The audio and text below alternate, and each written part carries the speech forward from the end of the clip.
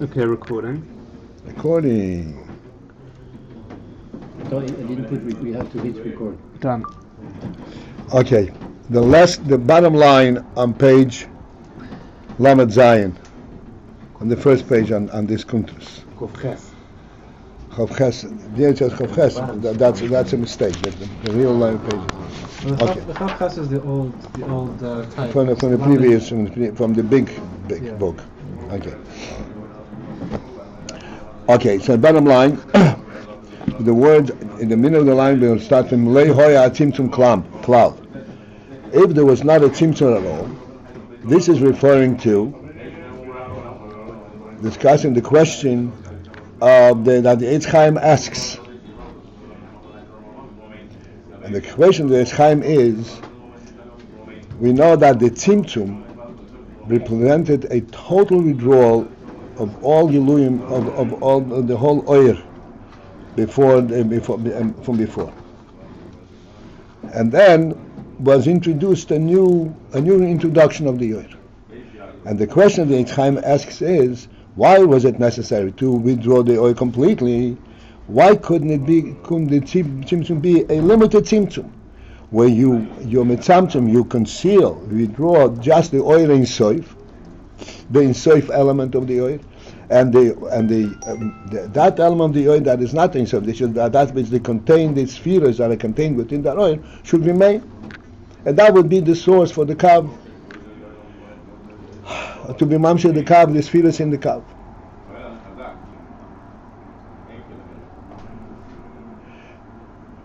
This is the question of the Eitz Chaim. Now we had a difficulty with the question itself, and we resolved the difficulty by explaining that actually there was the spheres hagnuzos that are contained within the Ein Sof, and this is how it is possible that there would be, so to speak, a limited tzimtzum, and the Oil HaKav should remain after the tzimtzum, not have to be reintroduced.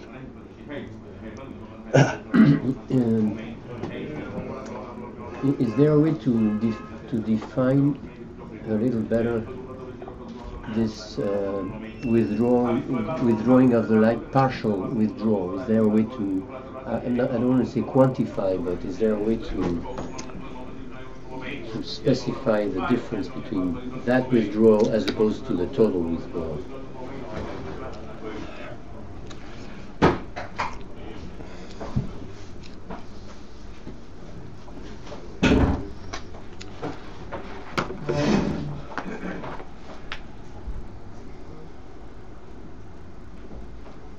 We would have to resort to a motion for this.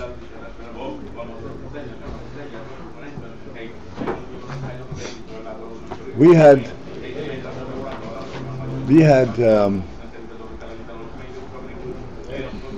used the moshel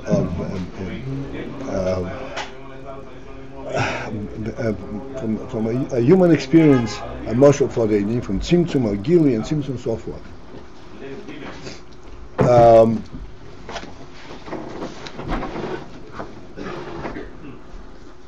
You should recall that we have this moshel of the host and the guest, and we identified this relationship in different arenas, in different circumstances.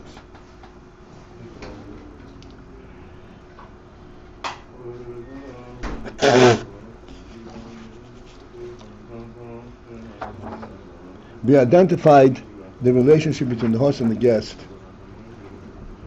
in a situation where the host is celebrating his own son's wedding. He's totally in his world, and you are a guest in that world. there you are really totally focused on him. That which you are able to absorb and call from that is not what you are focused on. You're focused on what is going on with the host. It's his simcha, it's his moment.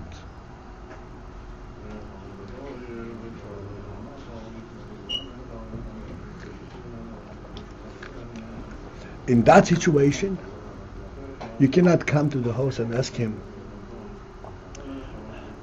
please explain to me such and such.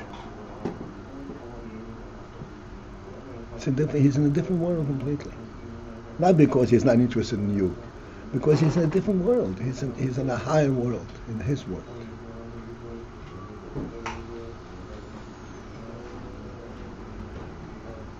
The reason we use this mashal, you have to understand, this mashal is not a self-serving mashal. It's his simcha, so he is self-serving. No, that's not the point. The point is that at a moment of a simcha b'nei yechida, the simchas of his son, particularly if it's b'nei yechida, this whole truth of his neshama surfaces. He's literally in a different world.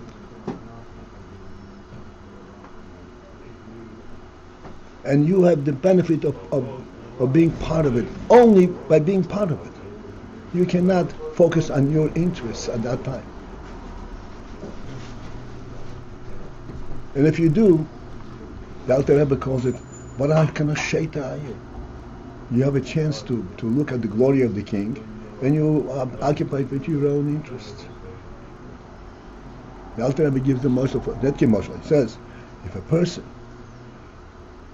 in time of davening is concerned with his own interests, it's like somebody when the melech comes out and he greets everybody in his glory, and everybody is interested, and he's interested in his own little thing.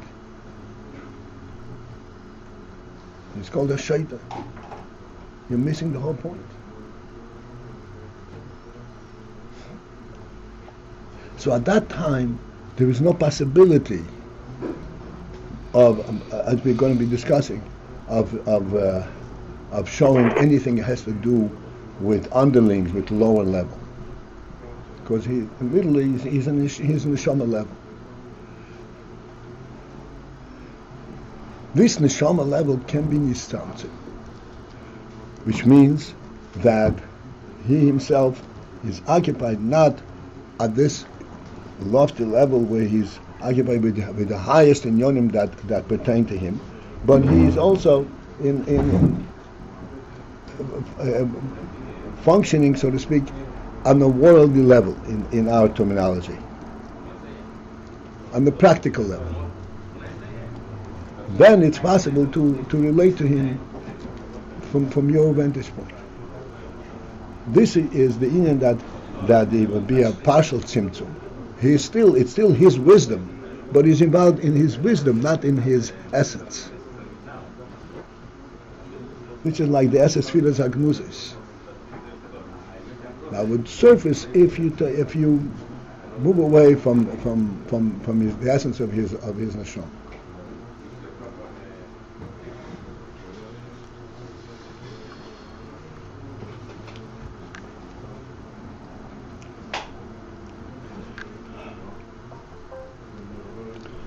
That transition, I'm sorry, in the mashal was that time now he's no longer. The transition, that simsum in the mashal, the transition was a time where he's no longer at the chasana now. Is that what you're? Right.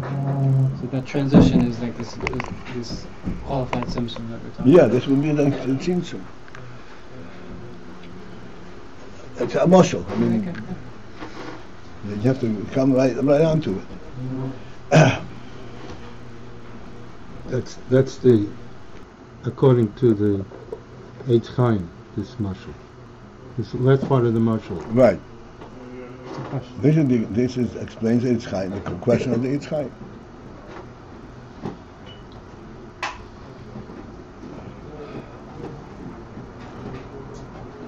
And if you took the mashal to show as we learn it, if you took this mashal to explain how we learn it in fact, A complete tzimtzum? A complete tzimtzum is a different thing. A complete tzimtzum means that he is totally hidden. No cognizance at all, no relationship whatsoever.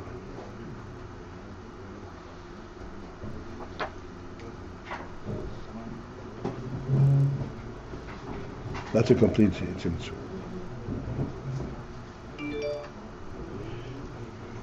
I'm not going any further with this because we're not prepared for this.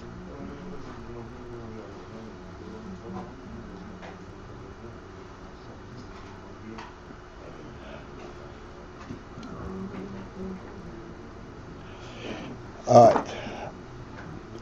So the Rebbe explains what is the question of Beis Chaim is justified, since that there are eses firas hagnuzos in the Ayin Sof. Therefore, it makes sense to ask the question that we should just remove the Ayin Sof and leave the eses firas behind, and that in place, and that will allow for the Eir HaKav. Now, again, in the middle of the last line, V'im lo hoya tzimtzum klal. But then, if there were no tzimtzum at all, this question, Im lo hoya tzimtzum klal, is a valid question at this point. Why? Because if we say that the kav is actually rooted in the eses firas that pre-existed tzimtzum, eses firas agnuzis, this is where the kav is rooted. The kav is not created after the tzimtzum. The kav has a root, a source, a place before the tzimtzum. So the question is, why need the tzimtzum altogether? While everything is begil, draw from the eses firas hagnuzos directly through the entire Ayin Sof and bring it out in a finite, in a limited fashion. But need the tzimtzum altogether.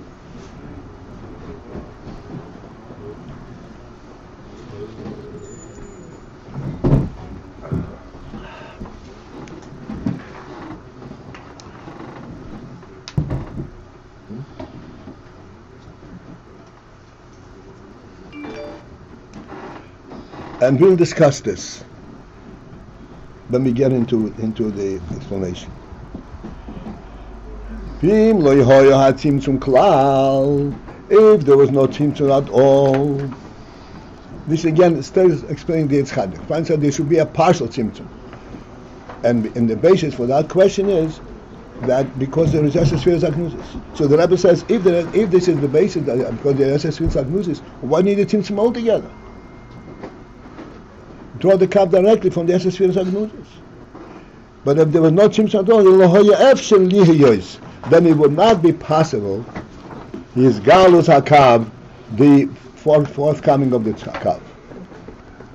Then it's not possible to be galus hakav. As I said, this thing we're going to discuss. We already discussed it, and we're going to discuss it more. Why would it not possible to use galus hakav? The kasher meir ha'oir, because while the meir ha'oir should be bechinat bligvul, because while the oil that is in bechinat bligvul has a bligvul quality, while this oil is meir, is in full expression, in full cognizance, einoi nikor klal. During at that moment, ein nikor klal is totally not noticed. Ha'oil should be bechinat bul. The oil that has an element that is in the realm of gvul.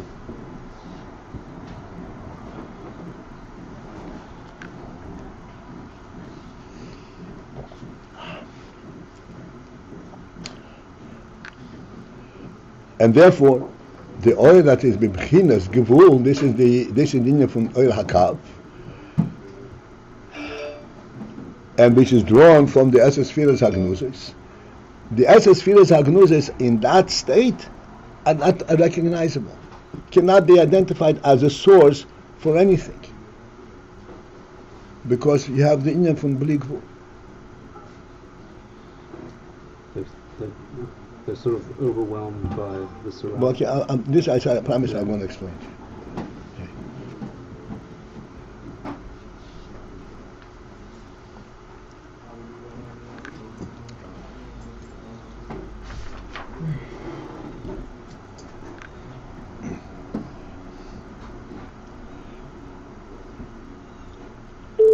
And I said, I really want, I'll try to present this Indian in a meaningful way, not just from a distant mashal.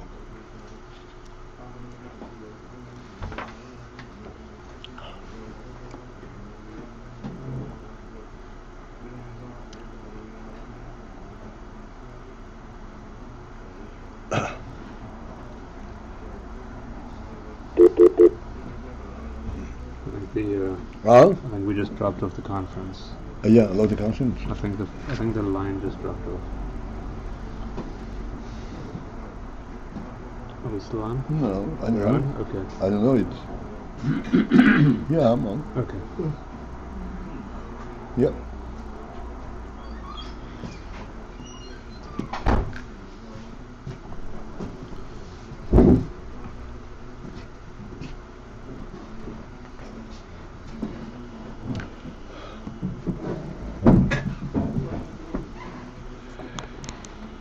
We in our day and age, we can relate to this.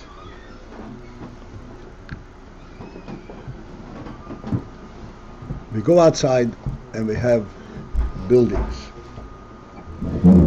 We have the 3-story house, a 5-story house, a 10-story house. Then we have the Empire State Building, a 100-story house. And when we think of it, there is no limit. The sky is the limit. Huh? The sky is the limit, they say. There is no limit. It's a completely open thing.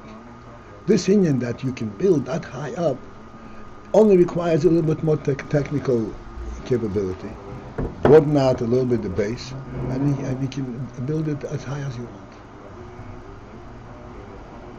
want. In that state,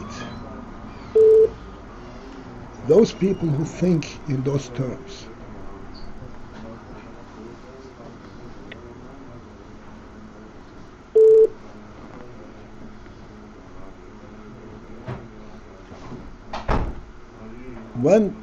let's think of it, when you're planning an Empire State Building, can you at that same time plan the height of the basement? What kind of tables can be put on the first floor? What kind of closets are going to be in the first floor? You can't even perceive it. When you have some kind of a demarcation, then you can say, okay, I have this building. Let's see how we can populate it. Now, come with me. This population of this building, the floors and that which goes in the floors, this existed in the original state where you're planning the entire building.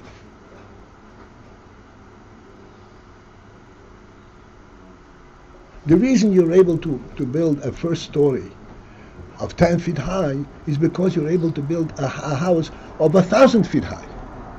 It's the same base. But when you are perceiving the 1,000 foot high, 1,000 foot high is not perceived as 1,000 feet. It's perceived limitless. I can go as high as I want. As high as my pocket can allow, as high as we have the technology to do it. Not by circumstance, not by reality that I'm limited. I'm not limited by reality. I'm limited by my resources. But essentially, I'm projecting, in reality, I'm projecting limitlessly. That time you cannot say, I'm building a building of a mile high, and in that building I'm going to have a first floor that's going to be 10 feet high.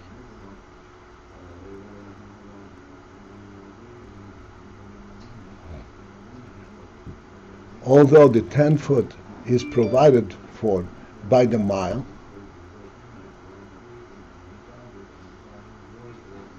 but it's completely, at that moment, your thought is of the fact that there is no limit, not that you can have a limited use. So when you're thinking in terms of no limit, you cannot think in terms of the limited use that the no limit provides for. You follow this twist?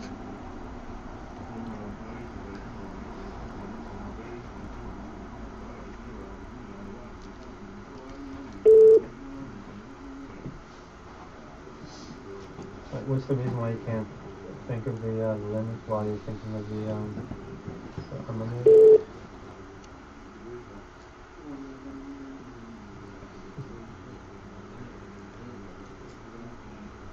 Because the limited does not have a message. It does not have a direct source in the limitless. The limitless provides for the limit inadvertently.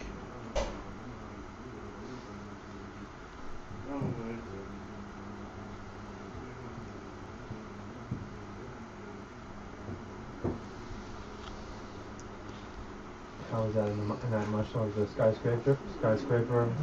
I'm saying the skyscraper. Yeah. Okay.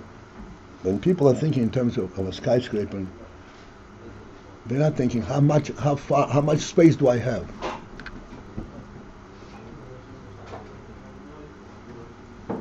There's no limit. So thinking from that perspective, that projection does not become a direct resource explaining how tall the first floor is going to be. The first floor is going to have a certain height and which is going to be limited by the fact that the building which I'm finally going to build is going to have a limit. But what allows to build a building is limitless.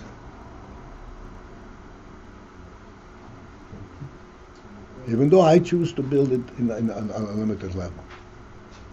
So when I have identified the limit of the building, then I can talk in terms of the first floor.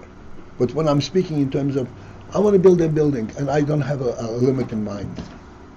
And it's a justified desire.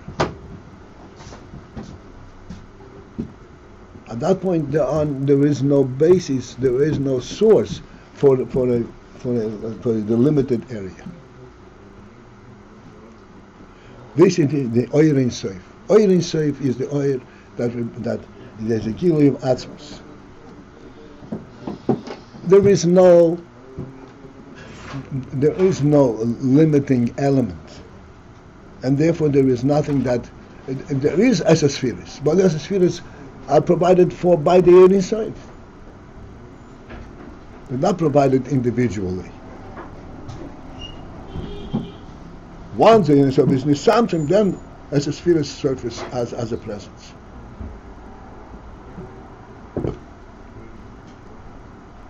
Why are the exospheres provided by the Ayin Sof?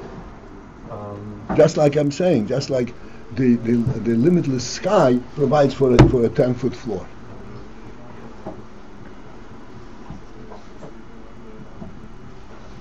But you're completely not focused on that. But you're saying it's not providing it by provision, by non-interference. It's totally insignificant. That's why it's provided.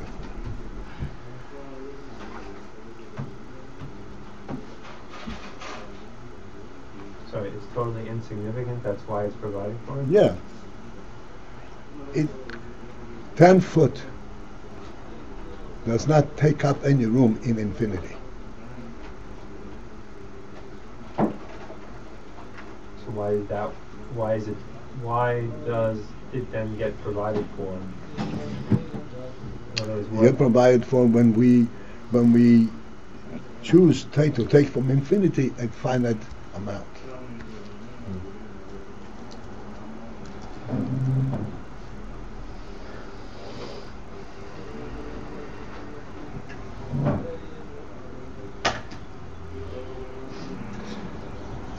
This Shabbos, I was in the house. I don't want to, and there were very smart kids there. And one kid asked, "Why isn't the world infinite?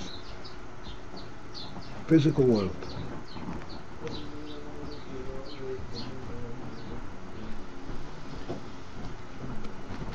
So I said, "The world is not infinite.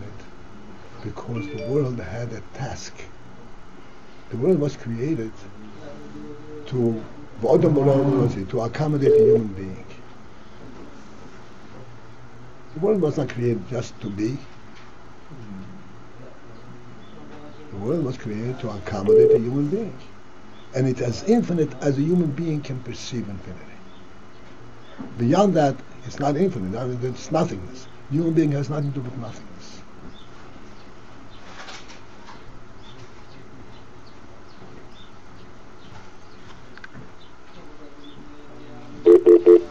Are you saying there's, after infinity, there's a domain called nothingness? Or it's just encompassing everything?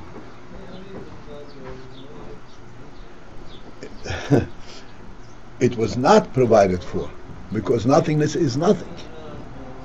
And we are in God's world, which does not, God doesn't give any nothingness.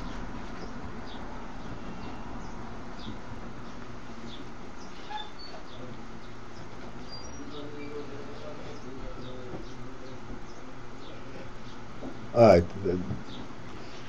this is sufficient for that.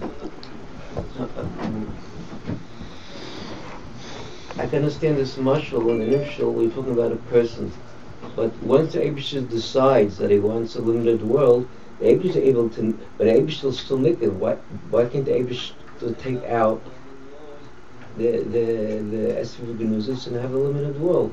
They get from a human perception that would be difficult because it's overwhelmed by the bleak vul. When you start a Kodesh Baruch Hu, once the Abishah makes a decision, so the Abishah can perceive the gvul mitoch ha-bleak vul. This is a question, a valid question, which is asked in Chassidus, and the question is much simpler than that.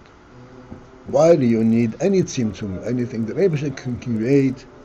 Without oil, Abishah can create whatever he wants at any time, just exactly the way he wants. He doesn't need, say that he starts Atzilus, Bri Yitzira. He creates a Masiyah directly.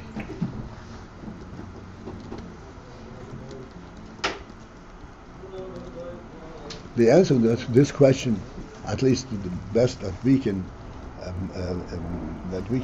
articulate, is the Rebbe wanted to create, just like in a human being. Say a human being has the ability to speak, but he doesn't have the ability to think. Speech comes directly from his nefesh.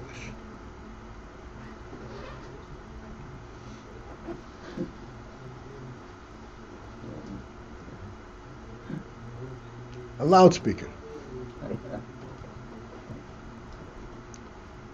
That speech has no significance in a human sense. Maybe we want to create a world, and a real world, so that the world recognizes what it represents. It represents nothing; it's just there. This is like a robot.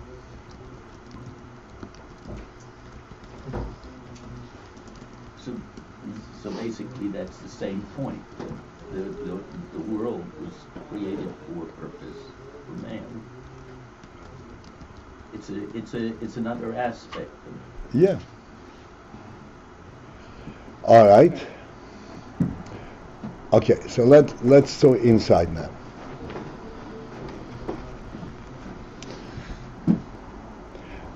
It's not possible to have Yizgalos Hakav. The reason for that is the kasher meir ha'oil shehu bivchinas bli gvul, because while the oil that is bivchinas bli gvul,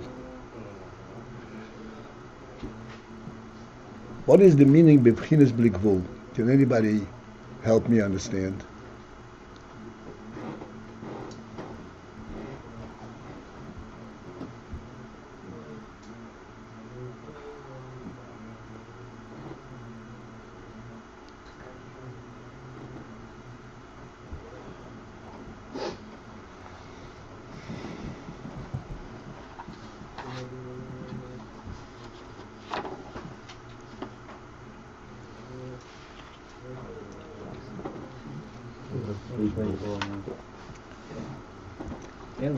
No, explain that.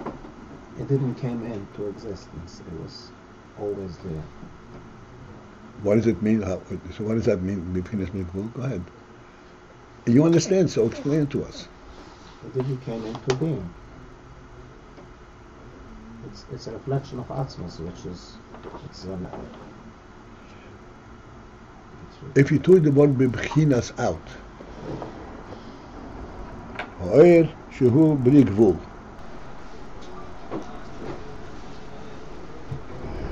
what would that say? Different than it says now. That bechinat means it has an aspect in it. It's not legal. It has an element of legal in that way. Yeah, of course.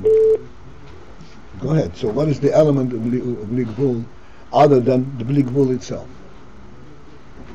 Because you can't point to it. What? You can't point. We perceive that it has a bli gvul. It's not we see that the bli gvul. We have a proof that this is bli gvul. All right, Abshana, Shekoyach. Let's understand oil should be bechinat bli gvul versus oil should bli gvul.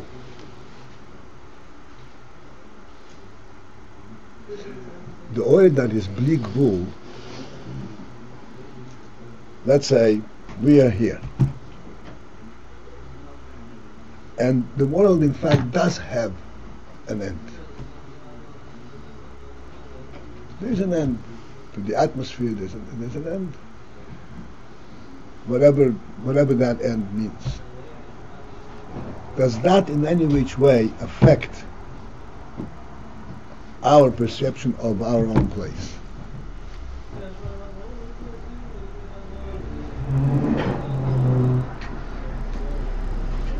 Are we saying now that the world has an end? Didn't we say it was infinite to start with? If.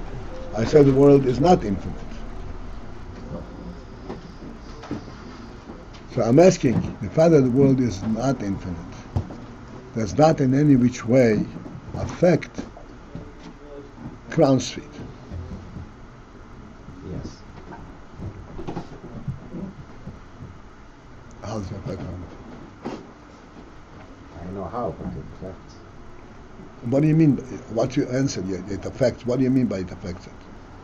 That's how we perceive Crown Street. Also no limit. It's a different world.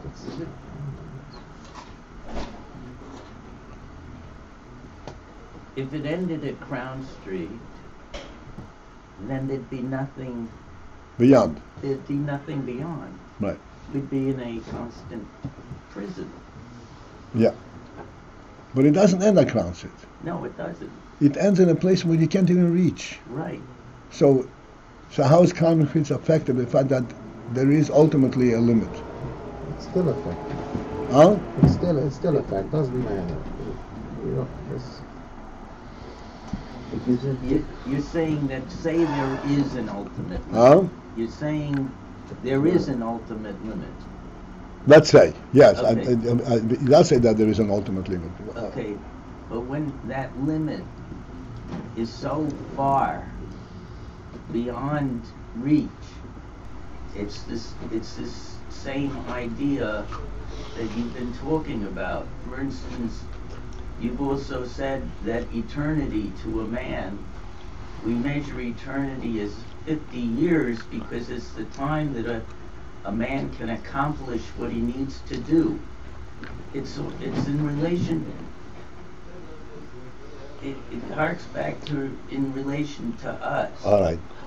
Because once you say when the world is full, it allows an identity to we are right now, a separate identity. Masha'enkein, the word is bleak full. This thing is part of infinity. So someone superimposed doesn't have its own individual identity. All I'm asking is this. Please focus in on one simple question. Meir ha'oil shehu b'bchinas bli gvul. I'm asking, what is the word b'bchinas add over here? What would be missing if he said Meir ha'oil shehu bli gvul? It's not really bleak gold, but it has some kind of. I know what it means. Should be bechinat bli gvul. How will it be different if it says shehu bli gvul?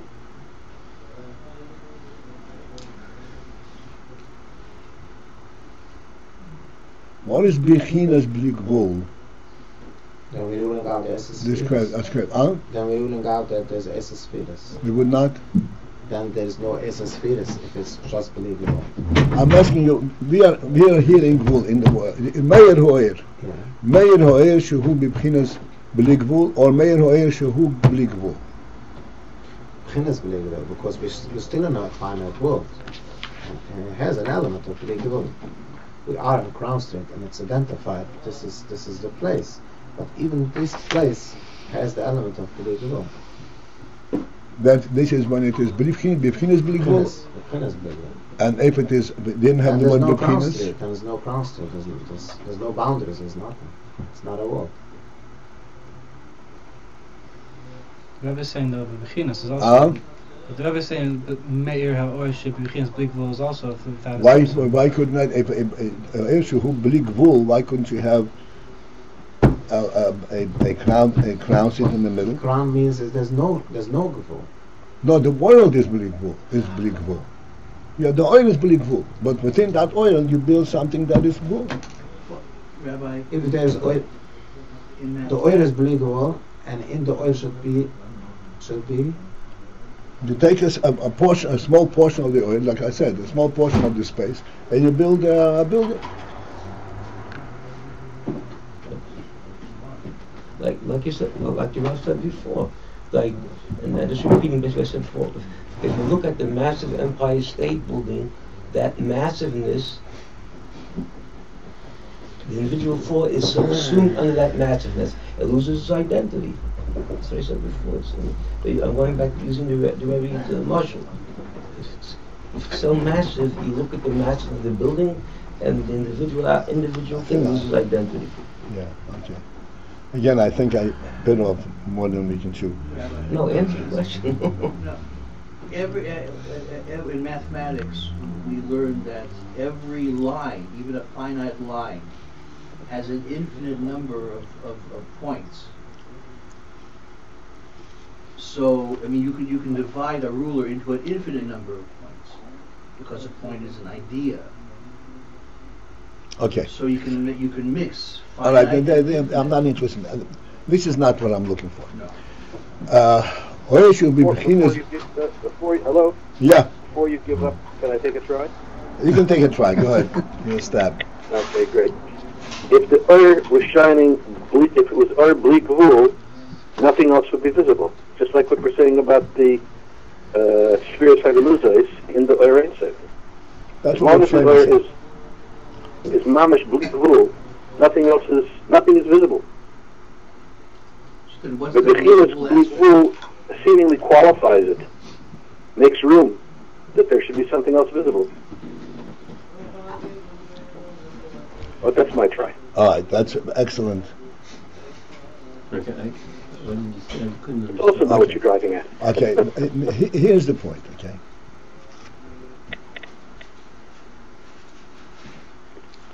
Oil shehu bli gvul. If the oil is bli gvul, as I said in the answer,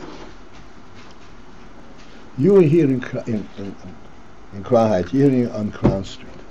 Does it make any difference how big the city is when Crown Street is present?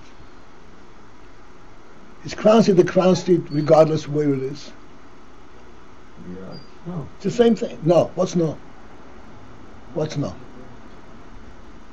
You're standing here, and there is 10 feet around you, and therefore you're not limited to what you can do. Does it make a difference, 10 feet or 1,000 feet around you? Yes. What's the difference? I don't know what's, but there's a difference. Not for you. I'm not talking, the 1,000 feet is different, but for you. me. The context matters. I live in a... So I'm explaining to you that a finite, and if I said bleak wool, not bechinat wool, but bleak wool means that it is essentially consists of vulim, but there are no limits. Bechinat bli gvul means that it has a quality of bli gvul. Bechinat bli gvul means that every part of it is bli gvul.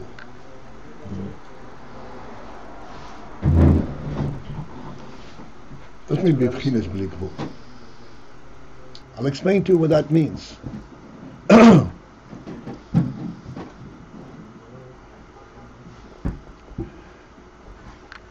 What is the most important part of the human being? His life, his neshama. And we said many times, the neshama, even if it is hardly alive, even if a person is hardly alive, it's a full-fledged life. It has an infinite quality. Even though he is not capable of doing anything.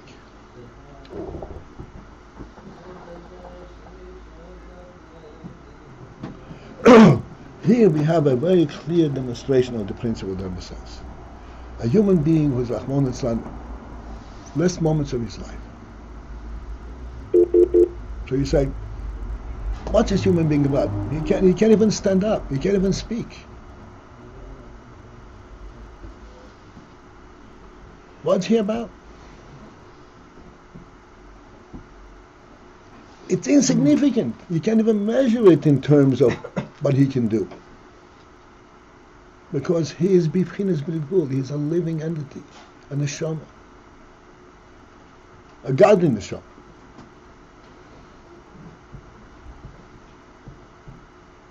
This is what the Rebbe is saying. Meir ha'or shehu bechinat bli gvul.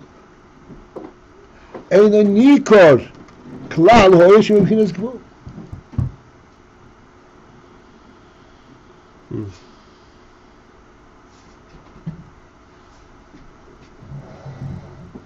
Which means?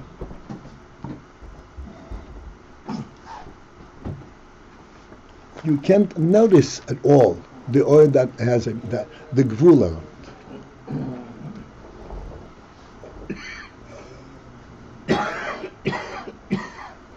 Because the bechinat bli gvul completely drowns out the significance of all gvulim. And I said the mashal from Rahman al Goises. The halacha is that a person who is hardly alive, and less breath, less moments, and Chas v'Sholom, you challenge him, you touch him, you irk him in such a way that Rahman he loses his life, you are guilty of murder.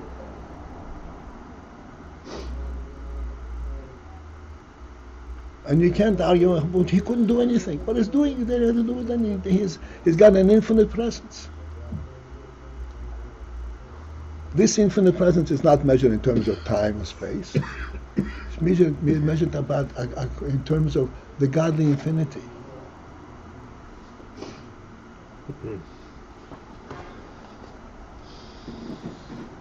What is the world? Due to the fact that it's a godly creation. 1,000 miles long. What's the difference whether we say the world is a godly creation or it created itself like the idiots say? What's the difference? Like you asked, why do let the Rebbe create the world directly without any shtalshlus? It would be just an idiotic world. There would be nothing to it. It would not be representing anything.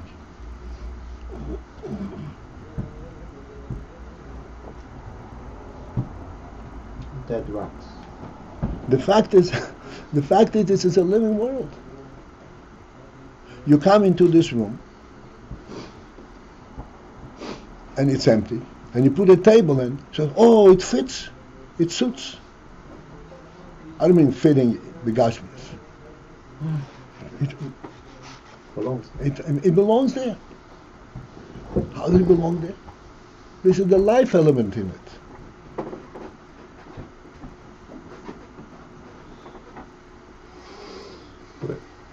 I just want to see if I'm getting this. So, there's a context of infinity that on the one hand we're saying that overwhelms any element of gvul.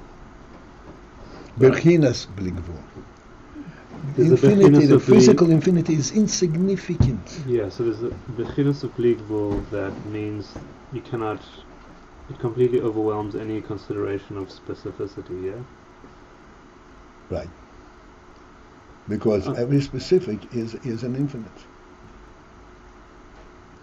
Because every specific is an infinite. Okay, I'm not sure I understood what that meant. This is the punchline. But, yeah, okay. You touch this. Yeah. Do you feel it? Yeah. How come you feel it? Well, that's kind of where I was going, that things in our world have a specific... I'm asking, how come you feel it? Why? Because your hand feels it, or because your life in the hand feels it? Your life. You relate to it, your life feels it. Okay. Compare that to the brain. The brain is also sensitive. We discussed it the other day.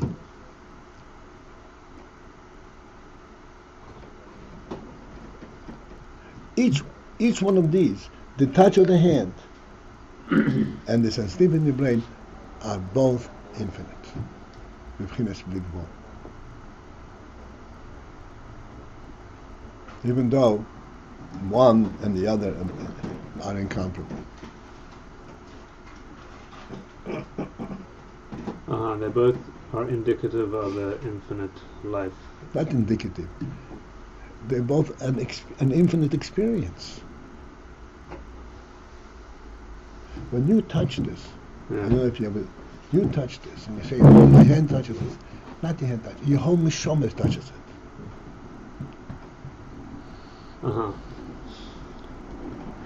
Right. Okay. The hand is only is a means through which you touch it, but the experience of touch is a whole neshama, is a living touch.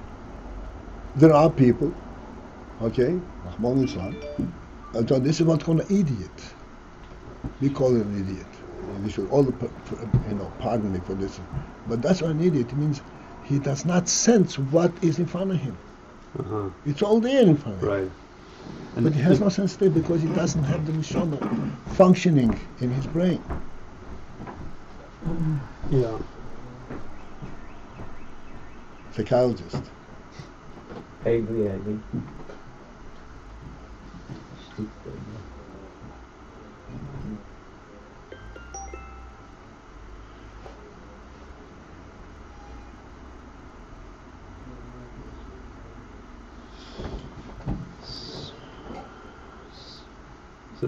So this would go against what the Eitz Chaim had been proposing was possible.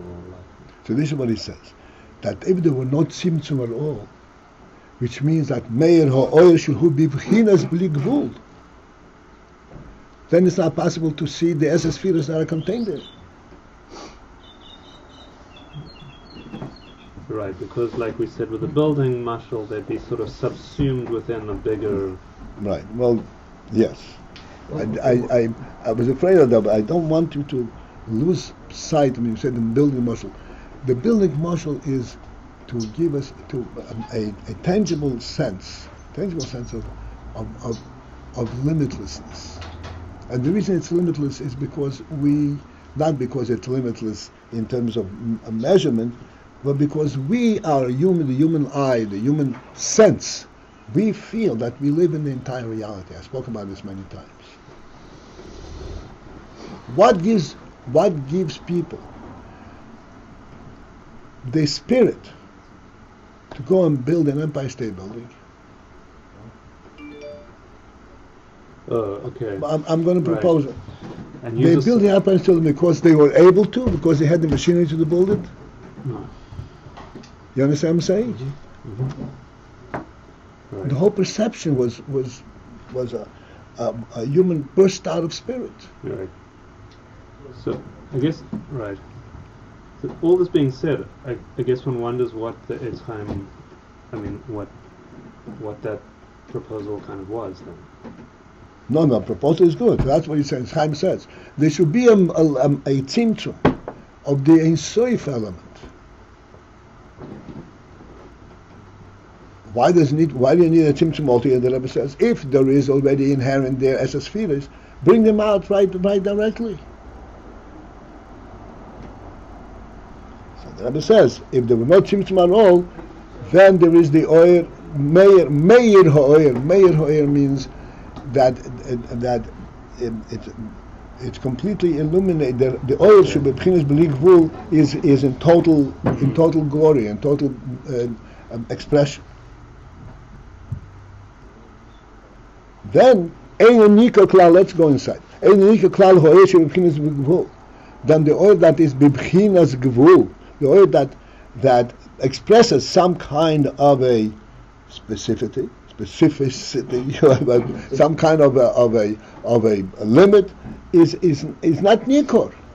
Where does it say this? Where are we here? It's not nikor. Mm-hmm. Oh, it's at the top. This is your. Oh, look at this. You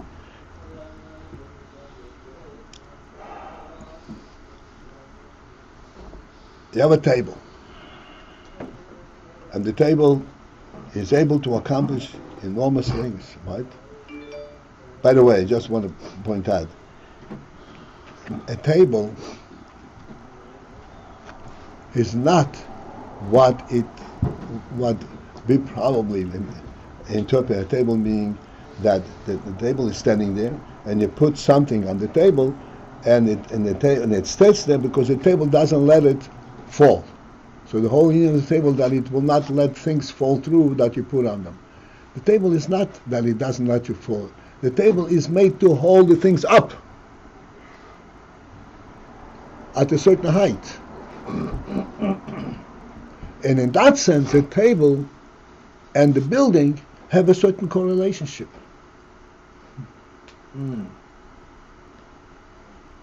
The building is providing the significance of this space, and the table is what identifies that space. Look, I'm holding it up here.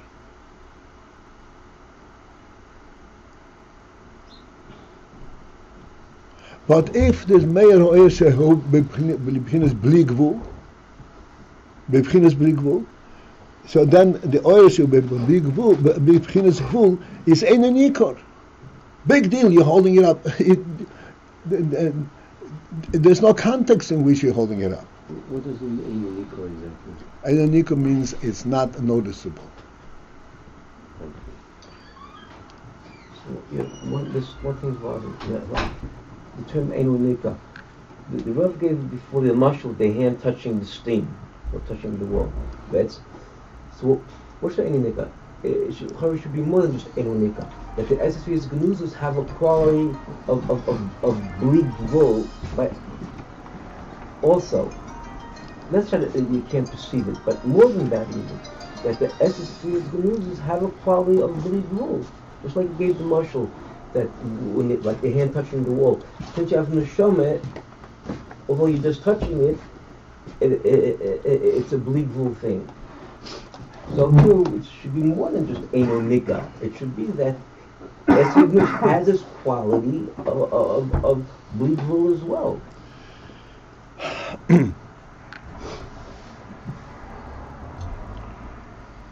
It's a quarter to 11. Okay. Yeah.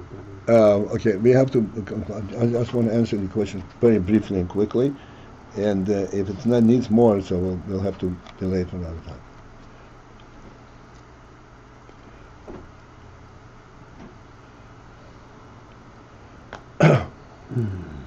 In order to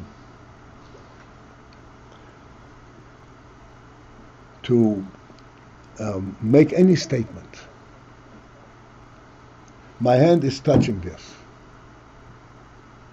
Yes, the experience, as you said, goes back to the neshama. But I can state, I'm touching this.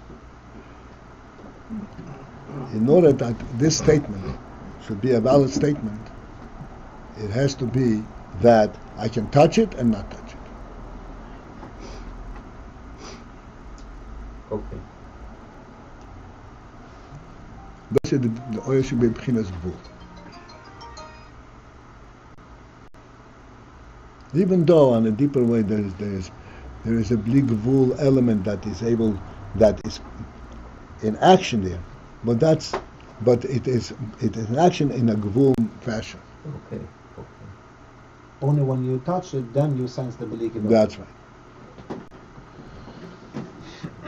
And that aspect would not be nikor if there is bechinat bli gvul completely. I'm everywhere at the same time. If you say I'm here, I'm everywhere.